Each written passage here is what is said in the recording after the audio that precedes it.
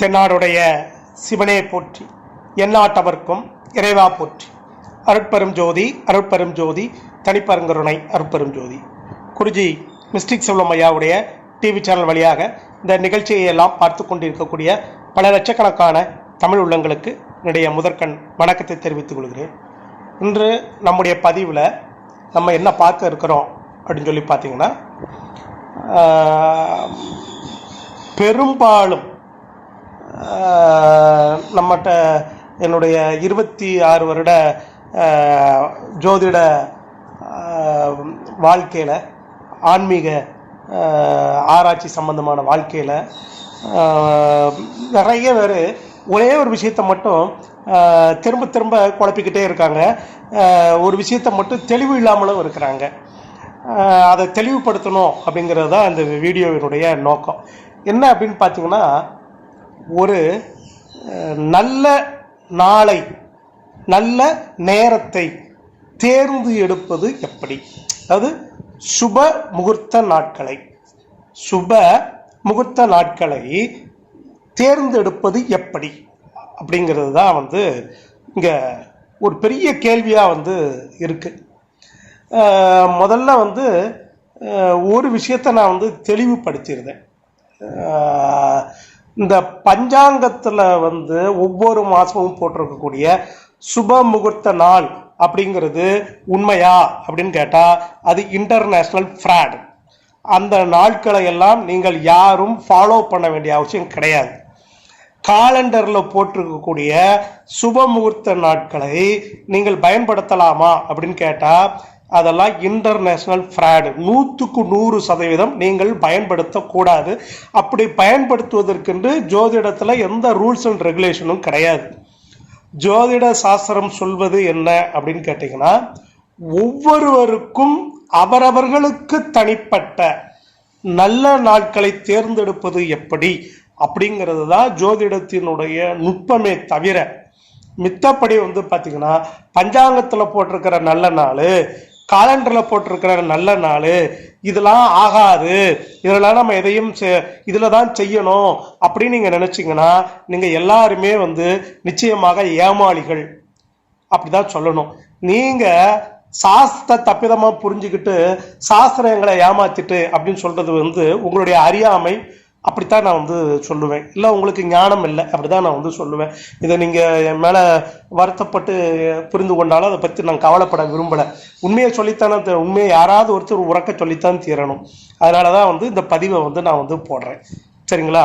முதல்ல ஏற்கனவே பலமுறை நம்ம சொல்லியிருக்கிறோம், உங்களுடைய நட்சத்திரம், ஒவ்வொரு ஆணுக்கும் பெண்ணுக்கும் அவங்க நட்சத்திரம் இருக்கு.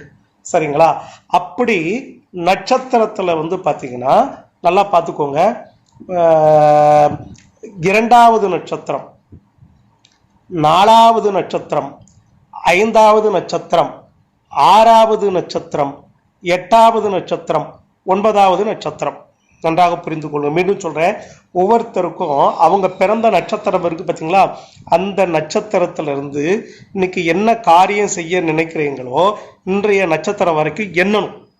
அப்படி எண்ணி பார்க்கும் பொழுது 2, 4, 6, 8, 9 என்று வந்தால் நீங்க அன்னைக்கு ஒரு காரியம் செய்வதற்கு நல்ல நாளாக தேர்ந்தெடுத்து கொள்ளலாம். First point. அடுத்த 2வது பாயிண்ட் இங்க என்ன அப்படின்னு சொல்லி கேட்டீங்கன்னா, அப்படி தேர்ந்தெடுக்கின்ற பொழுது, அப்படி நம்ம ஒரு நல்ல நாளை தேர்ந்தெடுக்கிறோம்ல, அப்படி தேர்ந்தெடுக்கும் பொழுது அப்படி சுப காரியங்கள் செய்வதற்கு மிக உகந்த நாட்கள் அப்படின்னு எடுத்துக்கிட்டீங்கன்னா 2வது பாயிண்ட் என்ன வருதுன்னு கேட்டீங்கன்னா, புதன், வியாழன், வெள்ளி. புதன், வியாழன், வெள்ளி.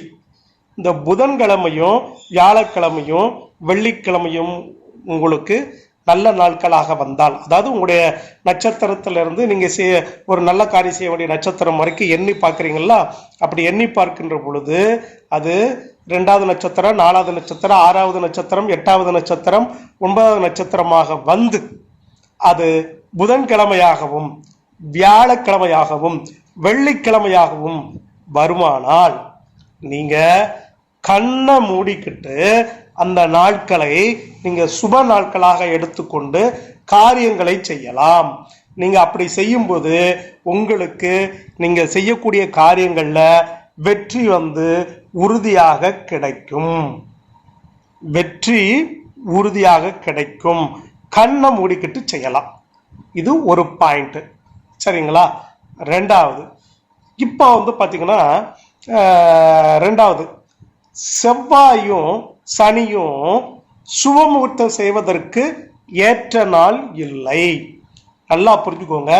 செவ்வாயும் சனியும் இப்போ உங்க நட்சத்திரத்துக்கு 2வது நட்சத்திரம், 4வது நட்சத்திரம், 6வது நட்சத்திரம், 8வது நட்சத்திரம், 9வது நட்சத்திரமாக இன்னைக்கு நாள் வந்தாலும் அது செவ்வாய்க்கிழமையாகவோ சனிக்கிழமையாகவோ இருக்குமானால் கட்டாயமாக நீங்க அன்னைக்கு சுப காரியங்களை செய்யக்கூடாது.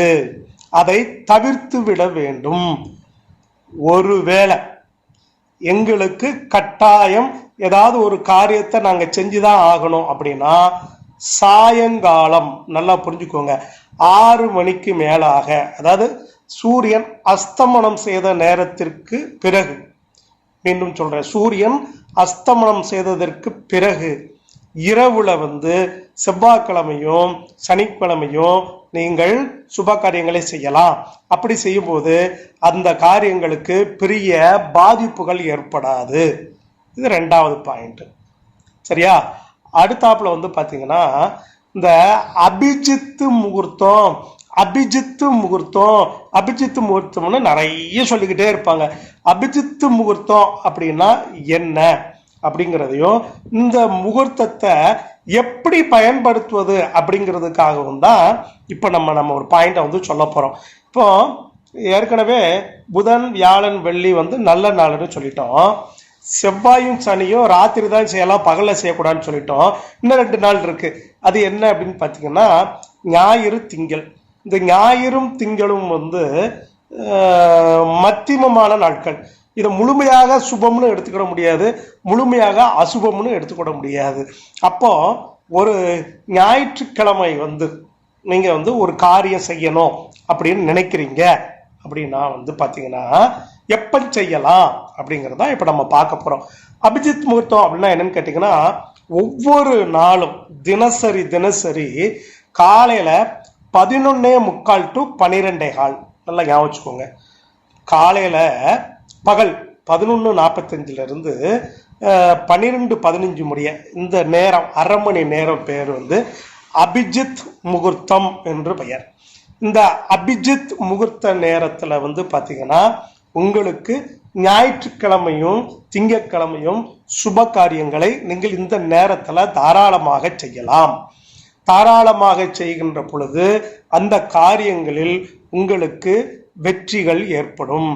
எந்த விதமான தடைகளும் ஏற்படாது அப்படிங்கிறது மிகவும் உறுதியான ஒன்று. இதை நீங்க மறந்துடாதீங்க. இதை ரொம்ப ரொம்ப ரொம்ப ரொம்ப நீங்க மனசுல பதிய வச்சுக்கோங்க. இதுல என்ன ஒரு பிரச்சனை அப்படின்னு கேட்டீங்கன்னா நிறைய பேர் திங்கக்கிழமை என்ன செய்வாங்க அப்படின்னு கேட்டீங்கன்னா இந்த நான் சொன்ன நேரம் 11:45 இருக்கு பார்த்தீங்களா, இந்த 11:45 இவங்க உடனே என்ன சொல்லுவாங்கன்னா, ஐயா திங்கக்கிழமை உங்களுக்கு இந்த நேரம் வருத, யமகண்டம் வருத அப்படின்னு சொல்லுவாங்க. 10 to 12 யமகண்டம்னு ஒன்று இருக்குத, அதெல்லாம் நாங்கள் செய்யலாமா அப்படின்னு கேட்பாங்க. நான் ஏற்கனவே சொல்லியிருக்கிறேன், யமகண்டம் அப்படிங்கிறது யமனே பயப்படக்கூடிய நேரம் என்று அர்த்தம். யமகண்டம் என்பது யமனுக்கு ஒரு பாதிப்பை ஏற்படுத்தக்கூடிய நேரம். அதுதான் அதனுடைய ரகசியம். அதனால ஞாயிற்றுக்கிழமையில திங்கக்கிழமை 10 to 12 யமகண்டம் இருந்தாலும் கூட நீங்க அபிஜித் முகூர்த்தத்துல அது சுக்கிர ஓரம் வரும். அந்த நேரத்துல நீங்க காரியங்கள் செஞ்சால் வெற்றியை கொடுக்கும். இது ஜோதிடத்தினுடைய அடிப்படை நுட்பம். இதை நீங்கள் இந்த நான் சொல்லக்கூடிய இந்த விஷயத்த கேட்டவங்க யாரா இருந்தாலும் இதை நீங்க ஃபாலோ பண்ணீங்கன்னா உங்க வாழ்க்கையில வெற்றி நிச்சயம். உறுதி. இதெல்லாம் மாற்றுக்கருத்தே கிடையாது. சரிங்களா? ஆமாம். குருஜி மிஸ்டிக் செல்வம் ஐயாவுடைய டிவி சேனலை தொடர்ந்து பார்த்துக்கிட்டே வாங்க. சப்ஸ்கிரைப் பண்ணுங்க, பெல் ஐக்கானை கிளிக் பண்ணுங்க. உங்களுடைய வீடியோக்கள் எல்லாம் உடனடியாக உங்களை வந்து சேரும். நன்றி, வணக்கம்.